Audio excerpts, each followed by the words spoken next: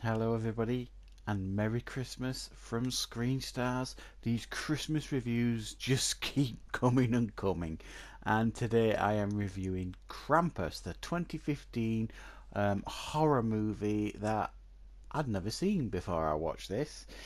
And it stars Adam Scott and Tony Collette, and it's a fairly decent budgeted affair, this, with a good cast. And while Krampus is, I suppose you could say, getting its fair share of big screen outings these days, I think this was probably the film that kick-started it all, really, in regards to Krampus as a horror character. And this tells a story of an American family who very typical, quite cynical towards Christmas. In fact, the opening scene of this movie is it's like all the horror scenes you see from like Black Friday of everybody fighting over Christmas gifts, and it's really a good opening scene to the movie, and it epitomises how a lot of people see Christmas these days, basically as a bit of a commercial nightmare. And that's how this family is, really. You know, they're all a bit burnt out with Christmas. The youngest son is probably still wants to believe. Um, he ends up falling out with some relatives that turn up for Christmas that aren't particularly welcome. You know, the estranged relatives who manage to find his letter to Santa, embarrass him in front of the rest of the family by reading it out. He gets very cross, this young lad. Seems to have a lot of anger issues as well, this kid, to be fair. Rips up his letter and throws it into the night Christmas sky.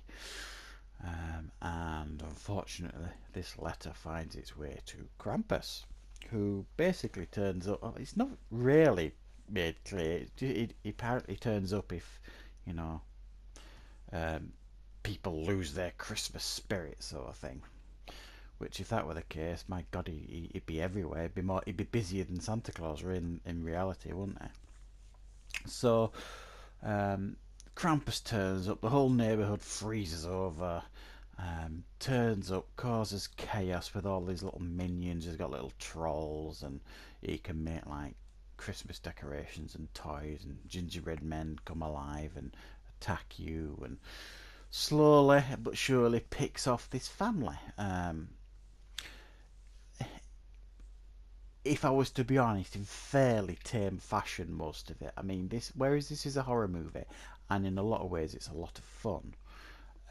It's fairly tame stuff here. It's not full on gore. They don't fully commit to anything like that, really. They imply a lot.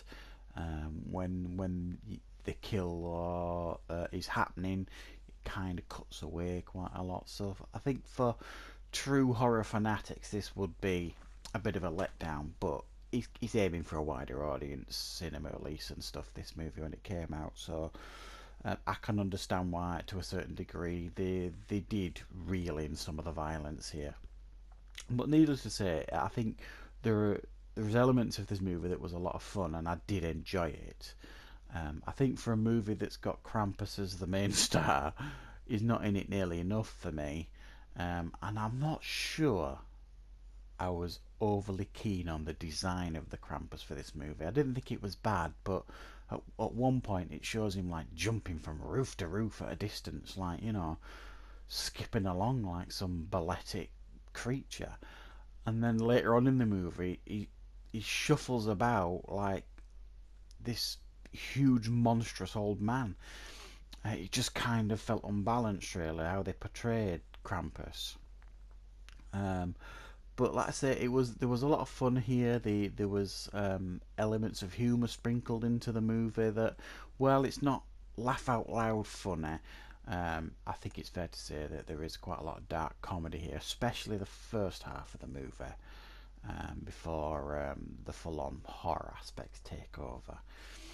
So yeah, I did enjoy this movie. I think it's probably a fairly solid 7 out of 10, but it doesn't, because it doesn't fully commit to the horror, which I kind of hoped for.